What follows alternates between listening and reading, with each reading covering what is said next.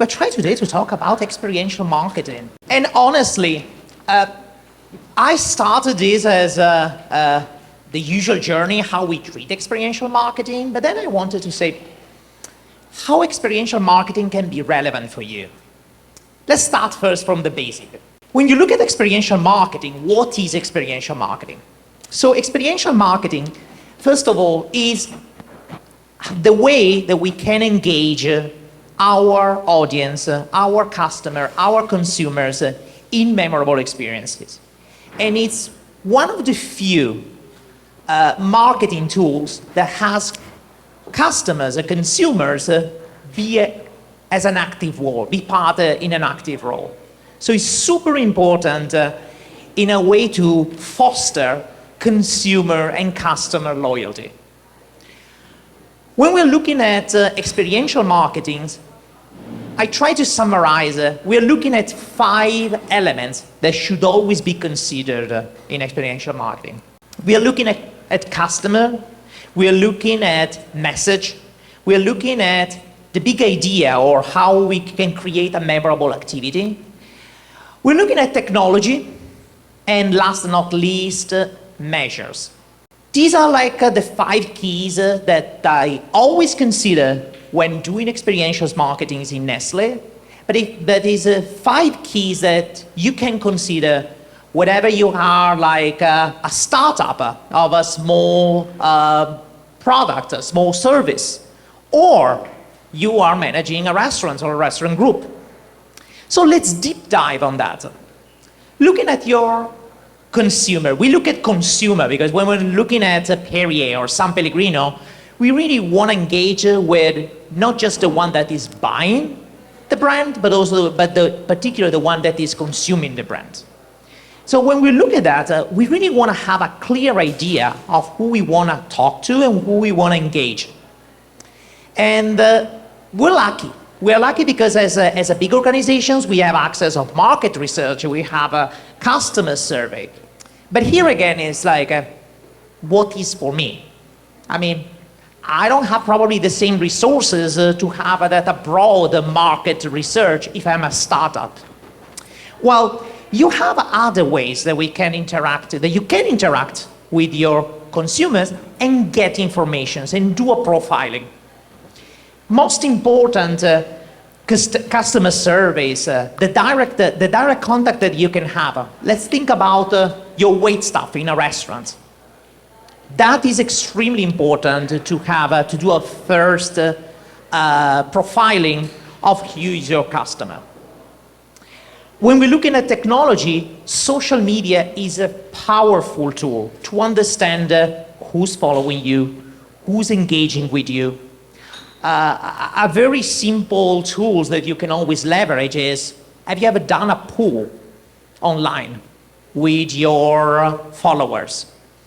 Maybe you're launching a new summer cocktails or new variations of a product. Have you been scouting or asking to your followers what is the favorite flavor, favorite profile? So that's an important way to profile your customers. And at the same time, being able then to tailor the experiential activities to them. But let's move to the next part, which is message. This is like my favorite part. I'm a little bit obsessed on messaging because I feel like that when we're doing experiential marketing, we tend to have too many messages. And that's why I see clear and meaningful message. Every time we have an experiential activities with our consumers, with our customers, we really want to make sure that we have one clear message that we want to share. And we have a very short time span we can interact with them. If we're not able to capture and deliver the message in 5 seconds, then it's done. Then you're not going to be able to be successful. And then on top of it, this message needs to be meaningful. What does it mean, meaningful? It really needs to resonate to your consumer. That's why it's really important to know well your customers, really know who you're talking to deliver a meaningful message. I give you here an example. And I know that someone here in the public is very familiar with this project. We see an example of an activation that has been done in 2020. And I want to highlight the meaningful message that we want to deliver. As San Pellegrino, for example, we want to support restaurants. Our message is supporting restaurants. How important was in 2020 supporting restaurants in the moments that they were reopening after the pandemic? So these activities that is called about destinations dining, it's definitely meaningful for restaurants because we were doing an activity with them to bring customers to their venue. But it was meaningful to the customers of the restaurants, finally our consumers, because they were actually able to travel around the world, to travel around the countries with dishes that other chefs around the world were exchanging into an experience in their local city. In a moment where maybe all of you remember, you couldn't even travel between states. So that was like how you can deliver a meaningful message within your experiential marketing. Memorable activities. So we know who we are talking to. We are clear which is the message and the impactful message that we want to share. Now, how we can create a memorable activity? Well, first of all, memorable is a key word. How many of you remembers an activations with the brands that they had 3-4 years ago? Very little.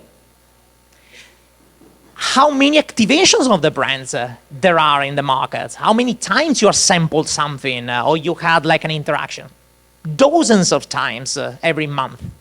Well, that's because this is not memorable. So we really need to create something, and this is like the work that it's not just us, but is with our agencies partners, is to develop these big ideas that can connect with our audience. We always say winning heart and mind, because there is an element of senses, has to be sensorial, the experience, but it has to be emotional. That's what is really able to become a memorable activities. And you see there are some memorable activities, touch points, the feelings that we wanna share, how we can portray and how can we tap on important topics.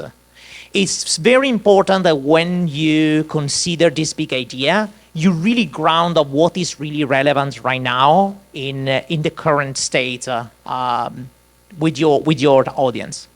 We're looking at Perrier and other brands in our portfolio. Well, we had an opportunity, we have a long-standing partnership with a museum, and it was launching one of the most important exhibit of the year that was all around Studio 54.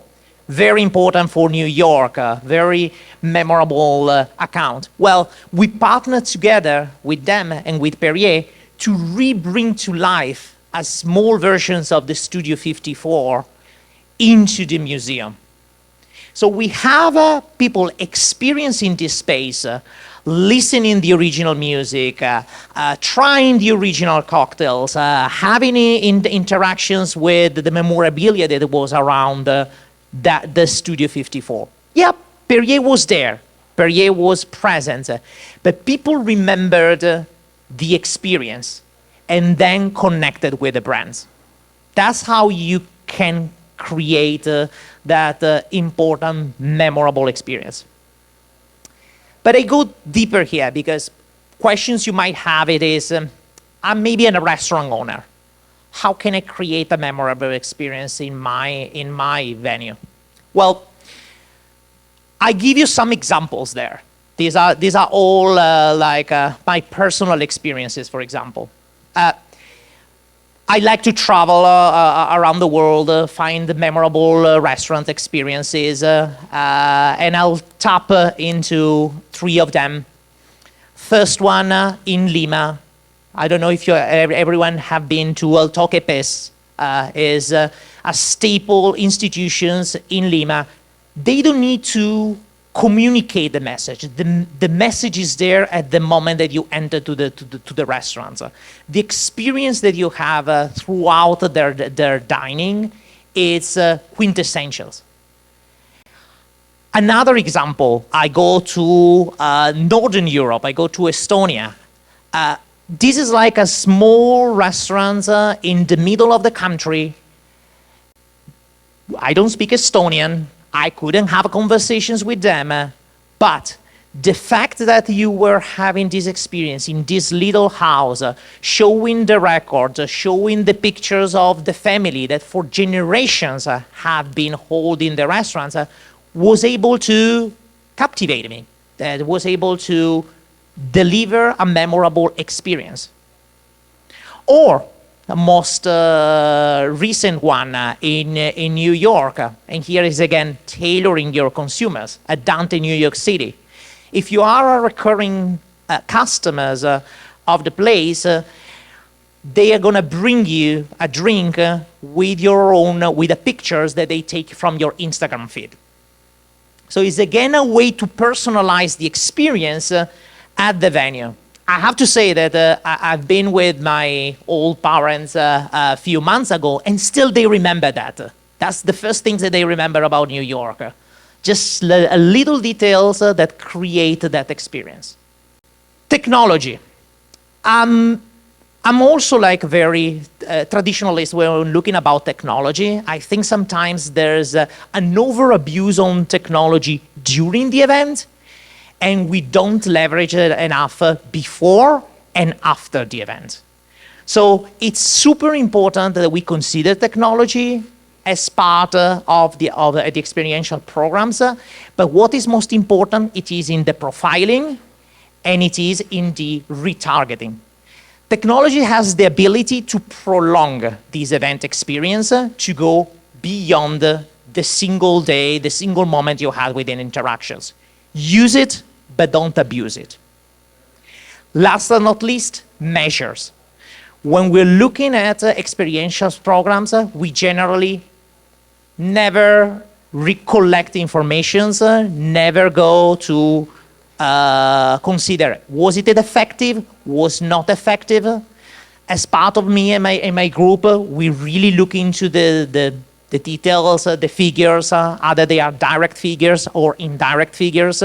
But it's super important that whenever you set up an experiential programs, you set your goals and you set your objectives to keep improving it. So this is like a little background. I want to give now the word to Galia that is going to walk us through to future trends.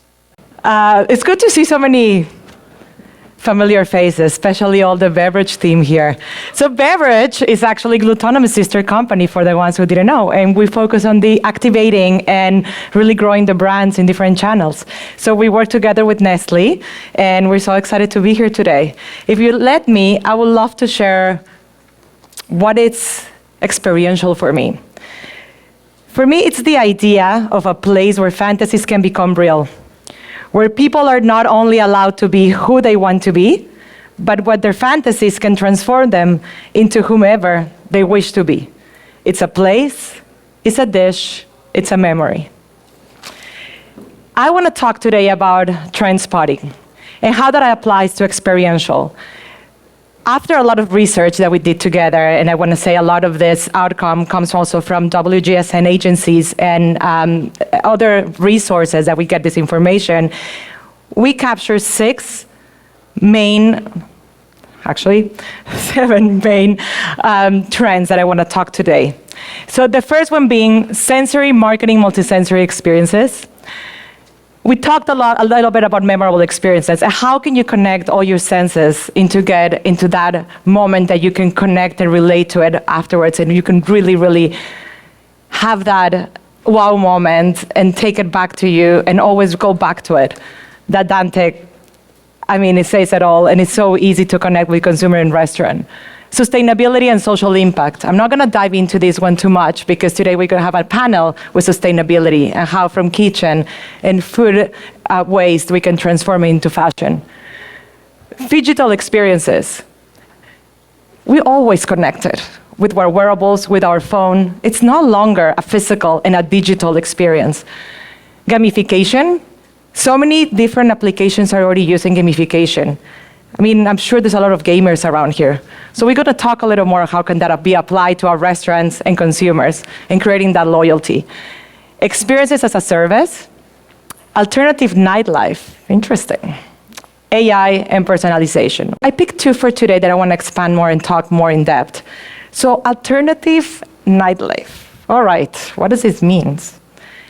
We can't just think of nightlife or clubbing as going out or a space. It's actually becoming a culture, the club culture. Let's talk a little bit about the expectations and what's happening with this, the new generation. So after COVID, young people were expected to return to the clubs after the pandemic and after lockdowns. But guess what? Most of them stay at home. And there's several reasons why they did.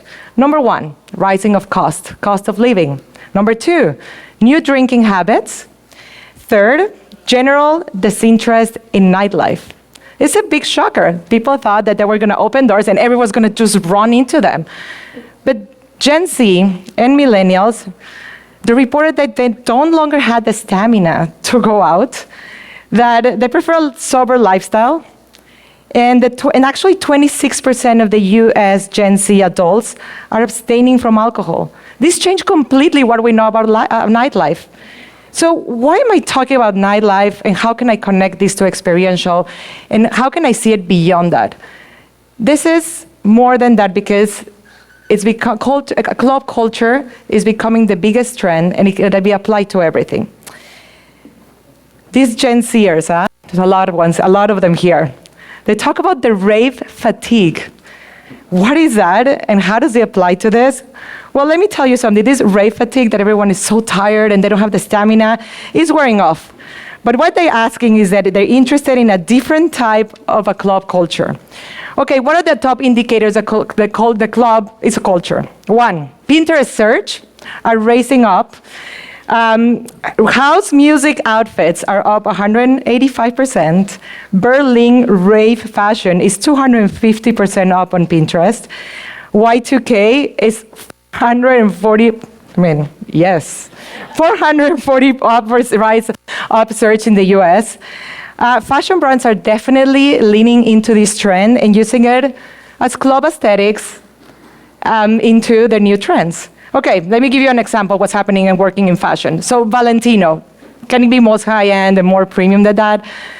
Last summer spring collection of 2023, they launched their Club Couture, and the fashion show was actually at an underground club in Paris. That shows how it's more than just nightlife and the habits and consumption habits. It's becoming it's a trend. It's a trend that we need to be watching. Now, I want to step into the second part of this trend, and I'm going to dive in a little more on how this connects to us. So for these past 2 years, we're talking so much about wellness. And not drinking is not just about wellness, but it's also about understanding of a better life balance, and there's many other substances, legal substances, and herbs, etc., tonics that we can use. But there's also an anti-wellness report that comes out and saying nightlife culture is embracing this spirit with experiences that blur the healthy and the hedonistic. So I'm quoting this because I want to give another example of how the balance, right? So we want to be we want to be healthy, but we also want to get all that excitement and have that balance. So how many New Yorkers do we have here in the audience today? Let's see, raise your hands, quite a few. Okay, let me give you this example about this balance that I'm talking about in New York. I don't know if you heard about this place, but it's called Grit Boxing. What is Grit Boxing? I mean, I think that is definitely writing the books. Grit Boxing is a boxing studio, so it's fitness. You go, you have your own workout, and after you have your own boxing workout, I guess, routine, you go out and immediately they offer you a shot with electrolytes and tequila. The place becomes a party. Every single drink that they serve there has either electrolyte and booze, or something that can actually, can get your experience and enhance your moment there. So yes, you worked out, but then you stay there for the party. Has anyone attended? Has anyone known of this place? Well, we have one at least. I invite you to come and see. And why am I focusing on this? Because now we're talking about experiences. We're talking about a trend. How do we apply it to our space? How do we apply it to a restaurant? How do we apply it to a brand? This is exactly what the balance that we can see from what the trends are dictating. So a lot of people are talking about this life balance. And yes, there's maybe a rejection of going out or drinking too much, but people are actually focusing more on less but better, more quality. So product that we're serving, the type of cocktails that we're offering. Can we also start thinking, probably tagging to the hangover wellness? Then maybe here's a key area of interest, hydration. I mean, and everyone is already thinking about that balance. There's another example that I love that there's very famous DJ Annie, that she's actually just launched her tour that is called Before Midnight. Yeah, we can still go out and enjoy, but they actually close doors. They kick you out at 12. There's no more you can do. So that's a perfect balance of an experience that people are willing and wanting to have, right? So I think that Gen Z is dictating most of these trends. These are the new consumers. This is a new generation, and we need to listen to it. If we wanted to see how we can apply, just by following these 4 steps, create a nightlife culture, make clubbing accessible, strike a healthy balance, and cater to substance conscious. When we talk about substances, don't always go immediately to cannabis or legal substances. There's so many other enhancers that we can see in our products. And the more that we can give that, even in a drink, a part of our meal, part of that experience, it's tagging into this trend that we were talking about. So let's move to the second trend that I wanted to talk to you today. So AI. So before we talk even to AI, let's focus on the information of things. I'm going to quote here someone that my husband, who's actually here, admires very much, Elon Musk's wife.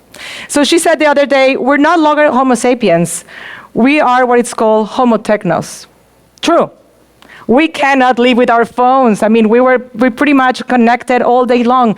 There's so much data there. There's so much information.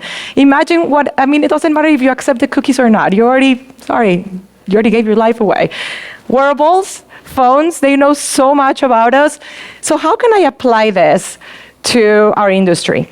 All right, so think of the information and how the data is there.